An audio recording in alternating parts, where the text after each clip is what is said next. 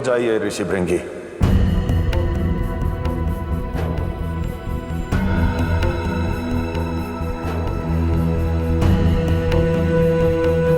भूलवश एक स्त्री का अपमान हुआ है आपसे, जिसका दंड आपको मिल चुका है। मैं तुम्हें श्राप देती हूँ कि तुम्हारे शरीर में जो कुछ भी स्त्री का दिया हुआ है, अर्थात तुम्हारी मांस मज्जा, वो उस कैलाश से बाहर जाते ही समाप्त हो जाएगी।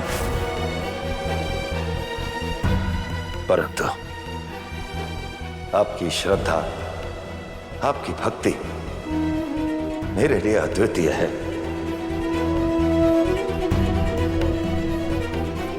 और जो भी इस संपूर्ण संसार में निस्वार्थ भाव से मेरी भक्ति करेगा, वो मेरी शरण अवश्य पाएगा, मेरी शरण अवश्य पाएगा, मेरी शरण अवश्य पाएगा।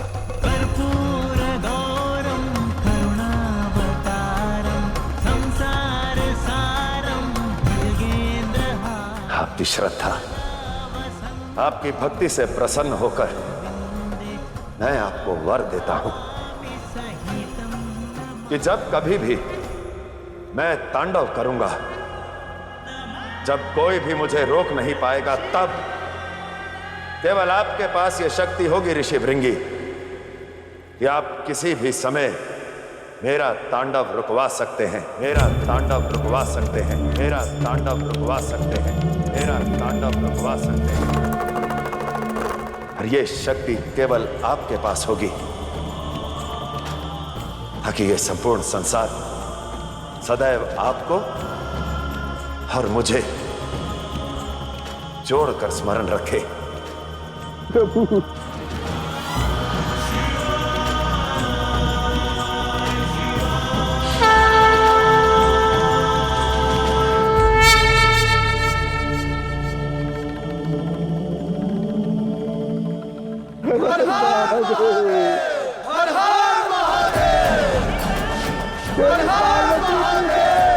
देवी पार्वती की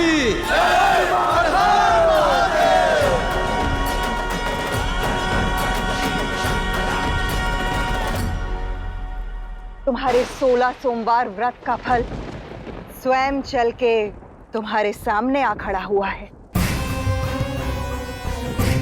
मैं असुर माता दिति अपने पुत्र तारकासुर के विवाह का प्रस्ताव तुम्हारे समक्ष रखती हूं।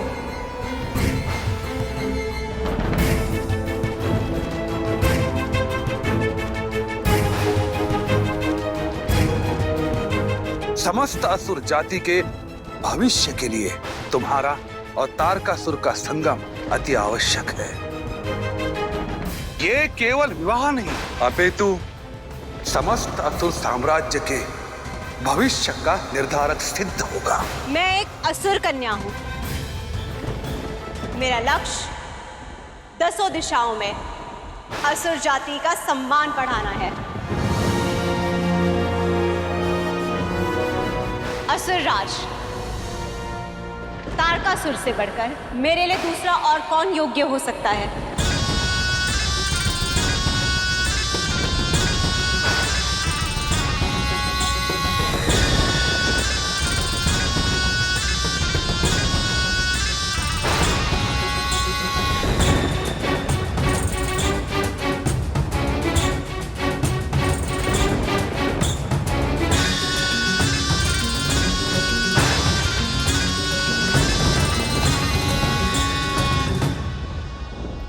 मैं तारकासुर और संबुकी के विवाह की घोषणा करती हूँ, घोषणा करती हूँ, घोषणा करती हूँ। इनके विवाह की तैयारी आरंभ की जाए।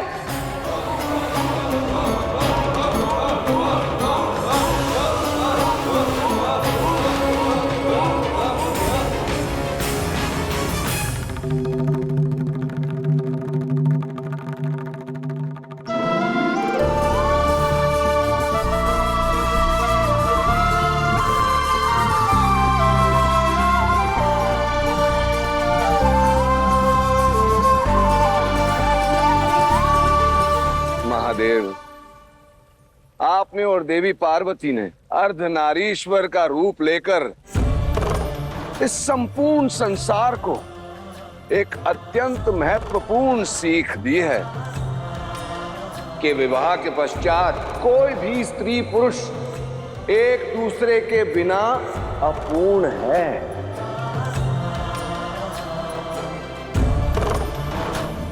दो आधे मिलकर ही एक पूर्ण बनते हैं।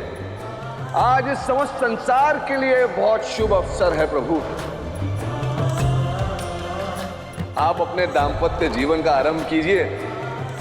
मैं चलता हूं, मुझे आज्ञा दीजिए प्रभु। माता, इतनी भी जल्दी क्या है?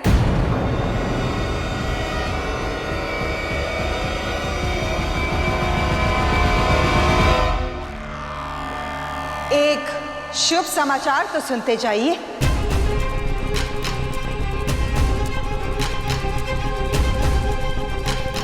प्रणाम महादेव। मेरे पुत्र तारकासुर का विवाह है और मैं असुर माता अदिति आप सबको उसका निमंत्रण देने आई हूं।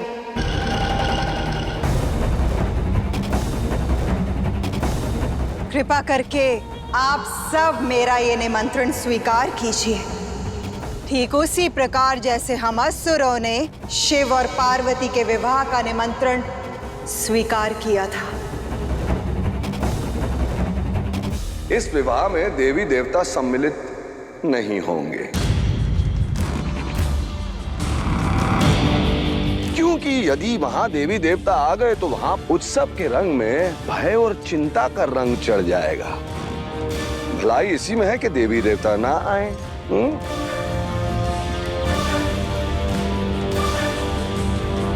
पार्वती, और कोई देवता आए ना आए, परंतु मेरी बहू संबुकी तुम्हें अपना आदर्श मानती है। उसकी बड़ी इच्छा है कि तुम उसके विवाह में सम्मिलित हो। दीदी, देवी पार्वती को विश्राम की आवश्यकता है। तुम जाओ, हम विवाह के पश्चात तुम्हारी वधू से अवश्य मिलेंगे। यदि आप सब हम असुरों के उल्लास में सम्मिलित नहीं होंगे तो कैसे आशा रख सकते हैं कि हम आप सब की तरफ मित्रता का व्यवहार रखें। बड़ी श्रद्धा से मैं निमंत्रण लेके आई थी, परंतु अब आपकी इच्छा महादेव।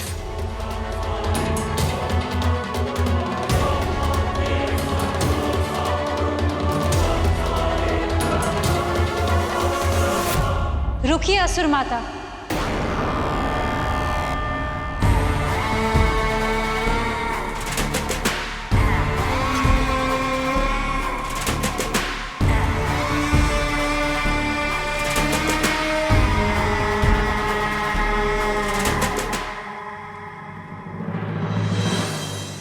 उचित कहा आपने। आप और सभी असुर हमारे विवाह में आए थे, चाहे उसे रोकने की ही मंशा से क्यों ना आए हों, परंतु आप सब ने हमारे निमंत्रण का मान रखा। मैं और महादेव तारकासुर के विवाह में अवश्य आएंगे, विवाह में अवश्य आएंगे, विवाह में अवश्य आएंगे।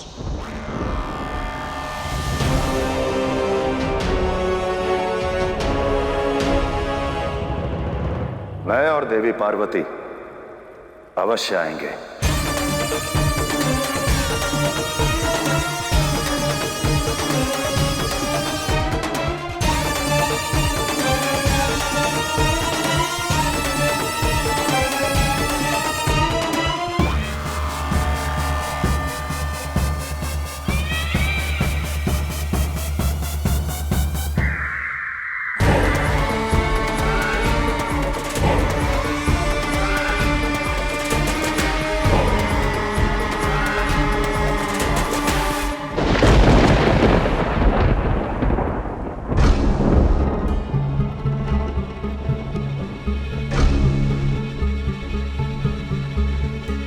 महादेव की शक्ति है पार्वती और तारकासुर की शक्ति सम्मुखी अर्थात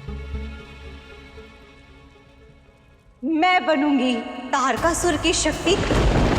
जितनी निर्बल पार्वती होगी उतने ही निर्बल महादेव होंगे। अब मैं तोड़ूंगी पार्वती का बल, उसे हर प्रकार से निर्बल बनाऊंगी ताकि मेरे पति शक्तिशाली बन सके, महादेव बन सके, महादेव बन सके, महादेव बन सके। आओ पार्वती, स्वागत है तुम्हारा मेरे विवाह में।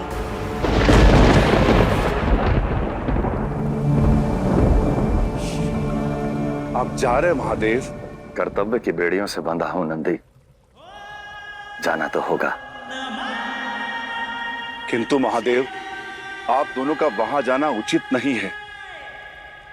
प्रतीत होता है जैसे कोई घोर अशुभ को न्योता दे रहे हैं आप। वैसे वो है तो असुर ही, और हम देव अपने कर्तव्य से विमुख नहीं हो सकते।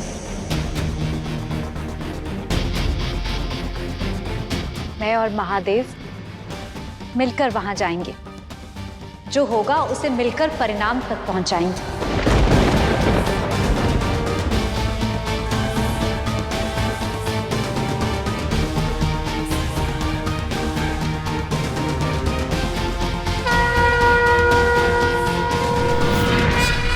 नंदी,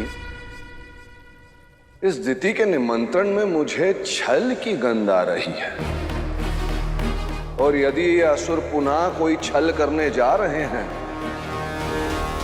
तो महादेव ही भला करें इनका।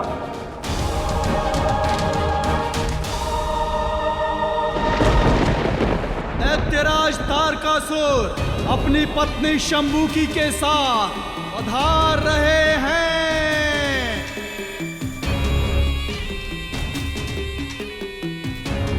दैत्यराज तारकासुर की, दैत्यराज तारकासुर की, दैत्यराज तारकासुर की।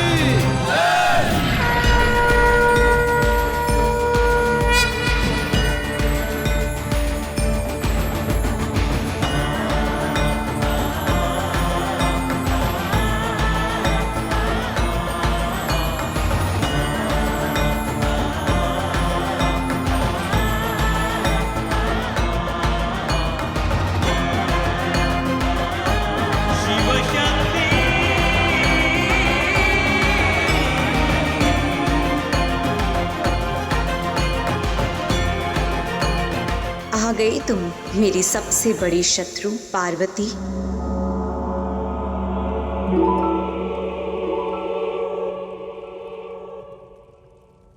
बहुत बहुत स्वागत है महादेव और पार्वती हमारे असुर लोक में।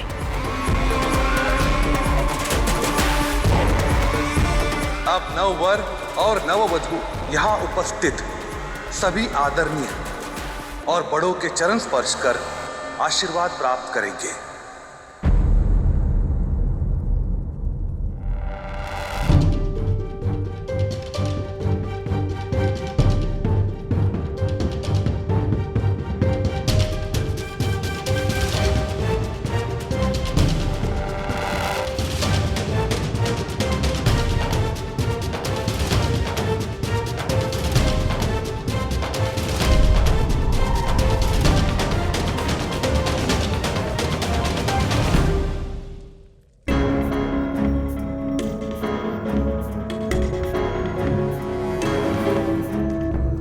पुत्रवती भव।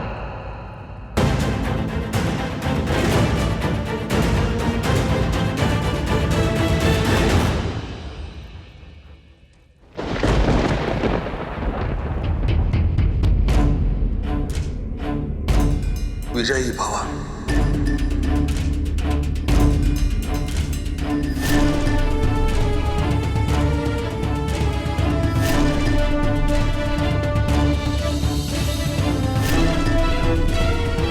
मैं सम्मुखी ये वचन देती हूं कि हमारे संबंध में जो कोई भी कड़वाहट डालने का प्रयत्न करेगा उससे हम एक साथ लड़ेंगे।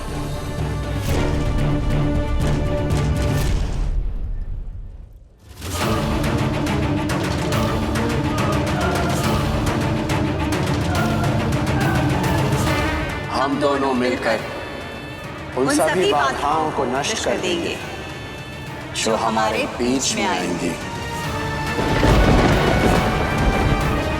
फिर चाहे वो कितनी भी बड़ी बाधा क्यों ना हो।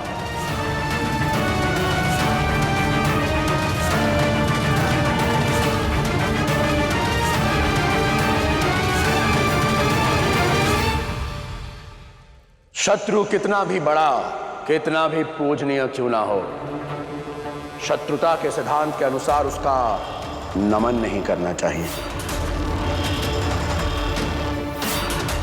इसलिए महादेव, मैं असुर राज तारकासुर आपको प्रणाम नहीं करूंगा, आपको प्रणाम नहीं करूंगा, आपको प्रणाम नहीं करूंगा। आशा करता हूं कि शत्रुता का यह सिद्धांत आप समझ ही गए होंगे।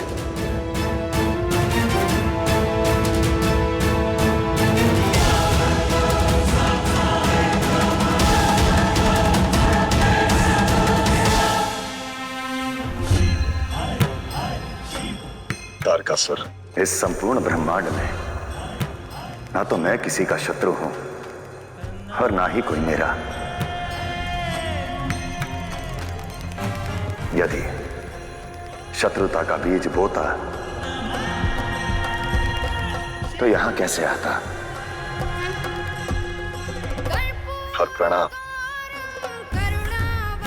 प्रणाम तो श्रद्धा के रस में डूबा प्रेम है।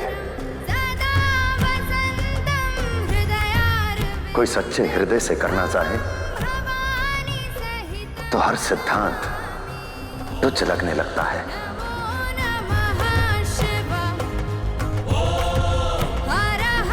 और यदि कोई ना करना चाहे तो हर क्षण एक नया सिद्धांत बनाया जा सकता है। मुझे तुम्हारे प्रणाम की कोई अभिलाषा नहीं। जो तुम्हारा मन करता है केवल वही करो।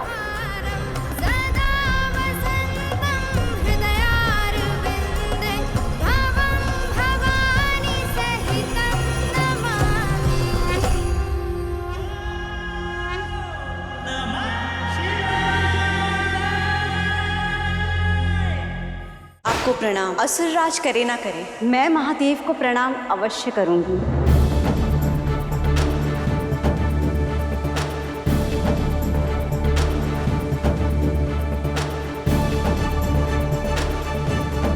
आप ही के 16 सोमवार के व्रत और आराधना करने से मुझे असुरराज तारकासुर जैसा वर प्राप्त हुआ है।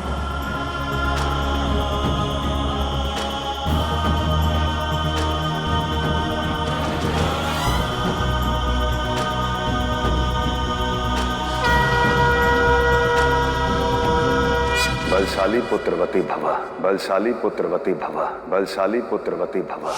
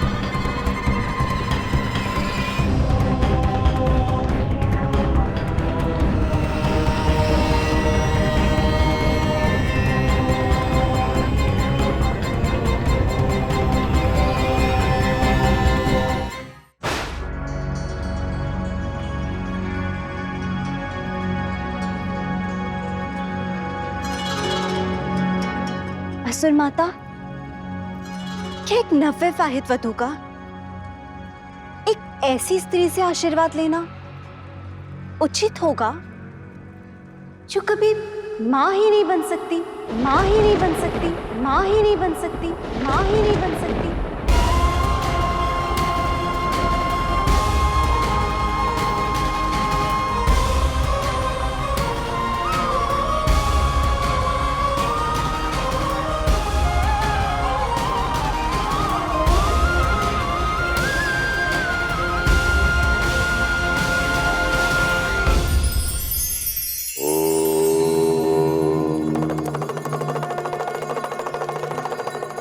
संसार में हर कोई दूसरों को अपने वश में करने का मंत्र जानने के लिए उत्सुक होता है।